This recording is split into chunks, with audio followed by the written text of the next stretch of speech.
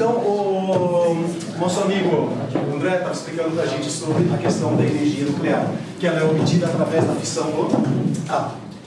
A energia nuclear hoje, ela tem duas funções básicas, mais importantes. Existem outras, função médica, por exemplo.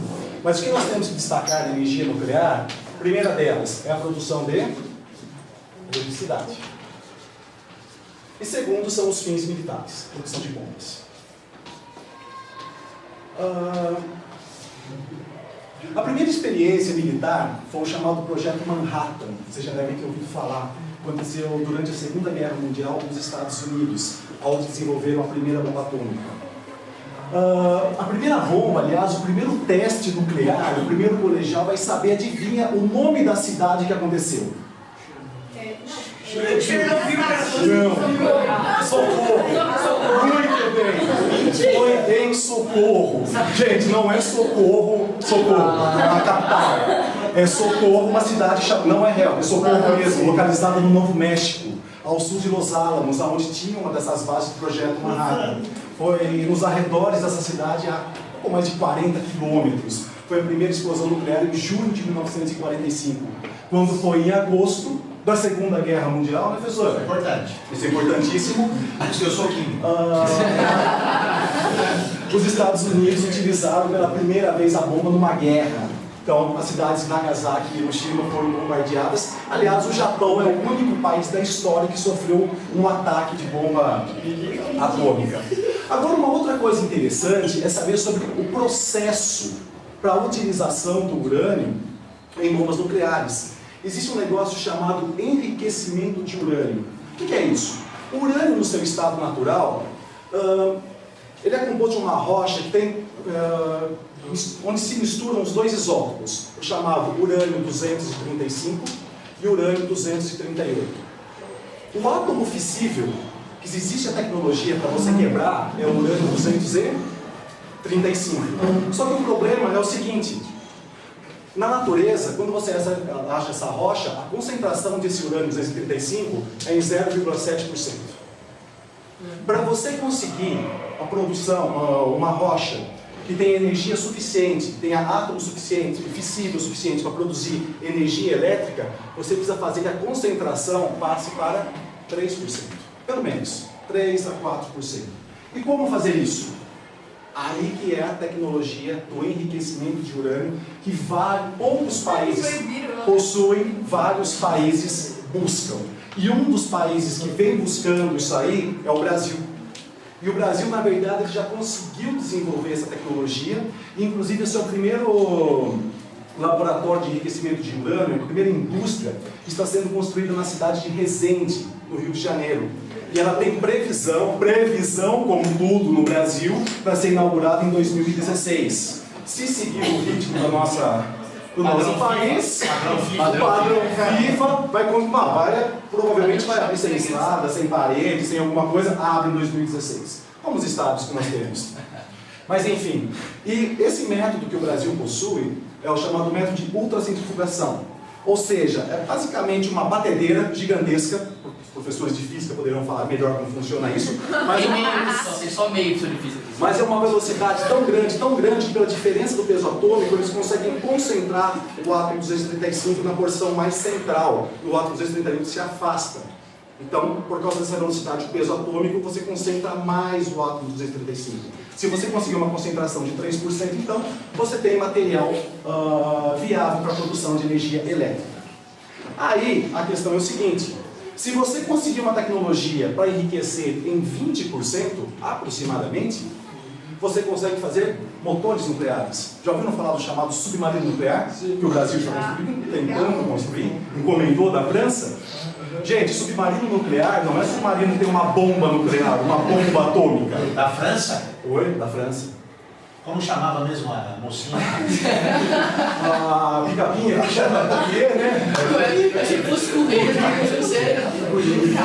E essa madame, para quem não sabe, foi a mulher que descobriu que Águas de Lindóia, nossa vizinha aqui, possui uma das águas mais radioativas do mundo, inclusive foi a água foi uma das águas que foi levada para os Estados Unidos para ser enviado na Lua pelo Armstrong. Aí ela acabou sendo substituída por uma outra, né? Acho que não lembro de onde que veio a outra água.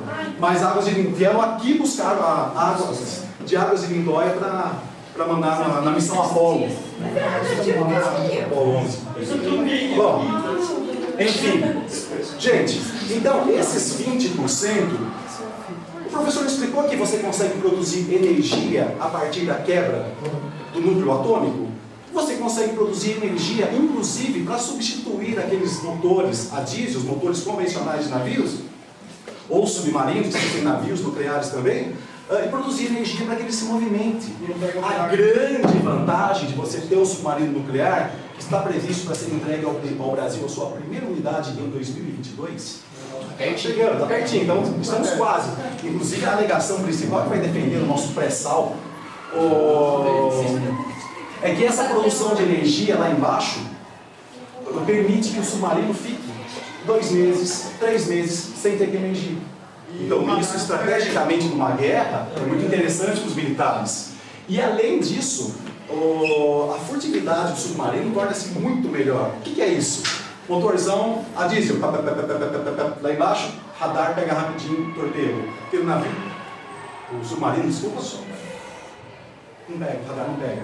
Então é uma vantagem e tanto contra outras forças outras marinhas, né, que não possuem o mesmo equipamento.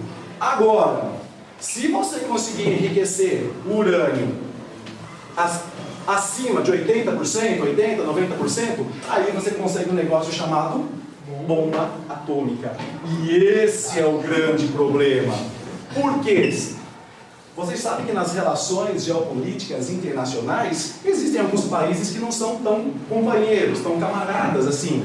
E um caso que vem chamando muita atenção nos últimos anos, lá no Oriente Médio, um país governado por um tiozinho chamado Mahmoud Ahmadinejad. A francesa é bom, mas o árabe é excelente, parabéns. É um sotaque mais do sul do Irã, meu. Mais mediterrâneo aí. Não, mais do sul do Irã. Isso é o que eu estudei. Mahmoud Ahmadinejad. Bom, enfim, o Irã. Vocês já viram aquele filminho novo? Tem até uma bombadinha, né, chamado Argo. Quem? Argo. Já viu? É legal. É legal, é bacana. É um filme. Argo. Ou, usando os socorreis, Argo. Argo. É Argo assim? Argo bom. Socorreis, isso. Gente, esse filme, ele inclusive ganhou o Oscar de melhor filme, tal, ano passado. Ele fala sobre a revolução dos ayatollahs, que aconteceu lá no Irã em 1979. Até então, o Irã era governado por um outro tiozinho chamado Reza Pahlavi.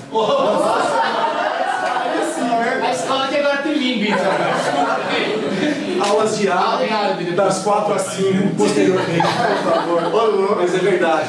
E era um tiozinho, o Irã, né, que é a antiga Pérsia, estava passando por um processo de uma certa ocidentalização da sua cultura. E dentro de um regime ditatorial, do Reza Pahlavi, que até provocou uma aproximação muito grande com a cultura ocidental. Bom, corrupção, centralizando o poder, ele acabou estimulando um grupo de estudantes, inclusive, mais radicais, islâmicos radicais, a organizar uma revolução. Tomaram o poder, assumiram um tiozinho chamado Ayatollah Khomeini, o poder no Irã, e a partir de então ele começou com um discurso anti-Ocidente. E o Ocidente, entendam, anti-Estados Unidos e anti-Israel, que é o amiguinho dos Estados Unidos lá no Oriente Médio. E de alguns anos para cá, o nosso amigo Ahmadinejad, ele vem patrocinando pesados investimentos no desenvolvimento de tecnologia nuclear do Irã, alegando o quê? Que ele precisa produzir energia elétrica. Ele disse que ele quer desenvolver a tecnologia de enriquecimento de urânio para que ele possa alimentar as suas usinas nucleares. Só que o Ocidente está extremamente preocupado com isso. Com qual argumento? De que a partir do momento que eles consigam tecnologia para enriquecer o urânio em 3%, deles, para chegar para os 20, dos 20 para os 80, poucos anos. E num discurso que se prega a destruição do Estado de Israel, por exemplo, a preocupação deles é muito grande. Eles conseguiram? Ainda não, pelo menos não oficialmente. Não existe. Não bastante. Né? 112,13%. Beleza, gente. Bom, além disso, nós podemos falar agora um pouquinho sobre a questão da produção de eletricidade através das usinas atômicas. Não só das usinas atômicas, né? A eletricidade, na verdade, existem 3 métodos principais de produção. 2 que o nosso amigo Bill já explicou, através das usinas nucleares, das usinas hidrelétricas, e existe ainda uma outra forma bastante comum, que são as chamadas termoelétricas. Termoelétricas que vão produzir energia a partir da queima de um combustível fóssil. Gás natural, carvão mineral, por exemplo. Bom, o que acontece? A necessidade de energia da população nas últimas décadas vem crescendo ano a ano por 2 motivos principais. Primeiro, a população está aumentando. Quanto mais gente, maior a necessidade de energia. E o padrão de consumo em nível mundial também vem aumentando. Apesar de muitos países se manterem um nível de pobreza bastante significativo, mas de uma forma geral, as pessoas vêm consumindo mais. Se você tem mais pessoas e cada uma delas consumindo mais, em média, obviamente a necessidade de energia elétrica vai se tornar cada vez maior. Agora, o problema é o seguinte: da onde obter essa energia elétrica? Existem algumas fontes alternativas, energia eólica, energia maremotriz, por exemplo, energia solar, energia geotérmica, mas as 3 principais, de longe, ainda são essas. E cada uma delas, aonde eu escrevi termoelétrico, não escrevi ainda. A terceira seria essa, termoelétrica. Muito bem. Posso apagar aqui? Por favor.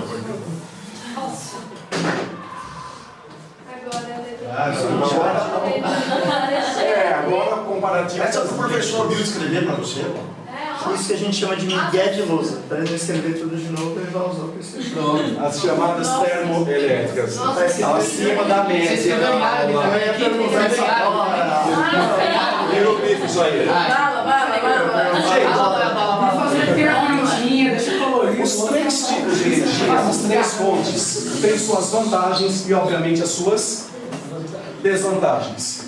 Quando o Bill falou, o André disse que os átomos de urânio não são eles diretamente que produzem a eletricidade, em geografia nós falamos que existem as chamadas fontes primárias e fontes secundárias de energia. A energia elétrica, ela vai surgir a partir da onde? Da energia cinética, obtida através da movimentação da turbina. Só que para a turbina girar, então a energia elétrica é uma energia secundária, a partir da transformação dessa energia de movimento. E esse movimento vai surgir a partir do quê? De uma energia primária. Qual que é essa energia primária? No caso de uma usina termonuclear, Ou é do núcleo do átomo? do núcleo do átomo, que vai liberar energia, que vai esquentar a água, que vai virar vapor, que vai passar por um cano, e esse vapor, essa pressão do vapor vai girar essa turbina. Ou é da queda d'água? Da hidrelétrica, é a queda d'água que vai girar a turbina. No caso de uma termoelétrica, gente, o procedimento é similar. A termoelétrica vai também esquentar uma água, que também vai gerar um vapor, que também vai girar a turbina. Agora, a termoelétrica, ela vai obter esse aquecimento da água através da queima do combustível fóssil. Aí a questão, qual utilizar? Bom, primeiro, termoelétrica. É a mais fácil. Por quê? As reservas de carvão mineral no mundo são as mais exuberantes. É o que mais tem. Só que o problema é o seguinte. Exatamente. Carvão mineral e carboneto. A partir do momento que você queima, você libera para a atmosfera gás carbônico, CO2. É um gás que contribui e muito para o agravamento do que nós chamamos de efeito estufa. Esse é o grande problema das termoelétricas. Energia hidrelétrica. É bacaninha? É limpa, depende, né? Tudo depende dos pontos de vista. Primeira coisa, para você ter energia Para você construir hidrelétrica, você precisa ter condições para isso. Primeiro, você precisa ter um relevo que permita. Qual que é o tipo de relevo que permita a construção desse tipo de energia? Relevo planáutico, presença de cachoeiras. Se você tem uma cachoeira aqui e você faz uma barragem, você consegue encher, deixar o nível da água elevado o suficiente para que ganhe uma altura, uma energia potencial. E a partir daí essa queda d'água gira a turbina. Se você tem uma área de planície, você faz a maldita barragem e você não. Desculpa, patroa. Você vai inundar uma área imensa e não consegue a energia potencial para cair. Então, é ruim. Por exemplo, aquela usina que construíram ao norte de Manaus, chamada de Uatumã. Oi? No rio Uatumã, hidrelétrica de Balbina, no rio Uatumã. Eles inundaram uma área tamanho da represa de Tucuruí, que é a segunda maior do Brasil. E eles produzem energia para alimentar meia Manaus. É ínfimo o que eles produzem lá. Foi uma catástrofe ambiental. E hoje, a bacia do Paraná, que é essa região mais planáltica que nós temos no país, está totalmente esgotada, o seu potencial. Para onde nós temos que produzir energia agora? Na Amazônia. Tá? É lá, claro que não é no rio Amazonas, que é um rio planinho, seriam os afluentes. Do Xingu, do Madeira. No rio Madeira, inclusive, 2 usinas estão prestes a iniciar a operação, Giral e Santo Antônio. No rio Xingu, Belo Monte, que está dando o que falar a construção. Por quê? Índios, ecologistas, Greenpeace, por aí vai. Então existe toda essa burocracia. E a energia nuclear, que por algum tempo ela se mostrou como a menina dos olhos para muitos cientistas. Por quê? Porque apesar de alguns acidentes terem ocorrido na história, eles ainda acreditavam que esses acidentes eram fruto da negligência dos operários. E que a partir do momento que houvesse um cuidado extremo, pode ser, um cuidado extremo com isso aí, não haveria problemas. Então o primeiro acidente que nós tivemos notícia, de proporção um pouco mais grave, foi em 3 Mile Island.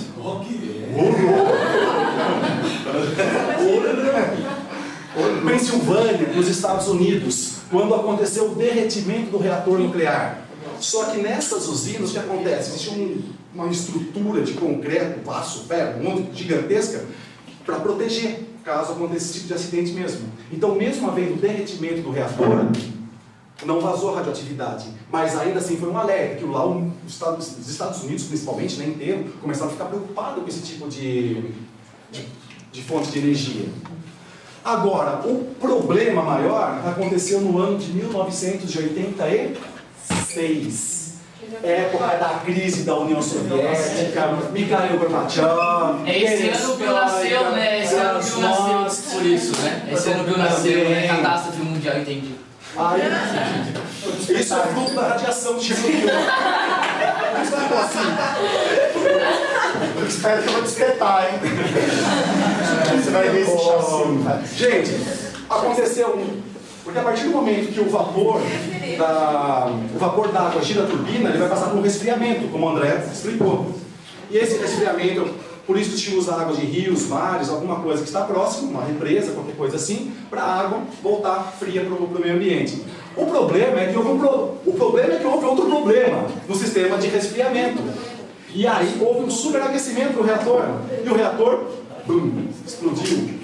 Gente, aquilo emitiu uma quantidade de radiação que atingiu a Bielorrússia, atingiu a Noruega, atingiu a Suécia, chegou até no Reino Unido, parte da Rússia. Oficialmente, 54 pessoas morreram por conta disso. Oficialmente. Mas dizem as lendas, as estatísticas, que perto de 600 mil pessoas podem ter sido contaminadas até hoje. Principalmente pelo câncer de tireoide. É um problema sério. Bom, passa Chernobyl. Ah, não, mas espera aí, Chernobyl foi no momento que a União Soviética não tinha dinheiro nem para trazer o astronauta que estava na estação espacial, teve que ficar 3 meses a mais para ficar. Não tinha dinheiro para buscar o cara na estação livre. Verdade. Como ele chamava?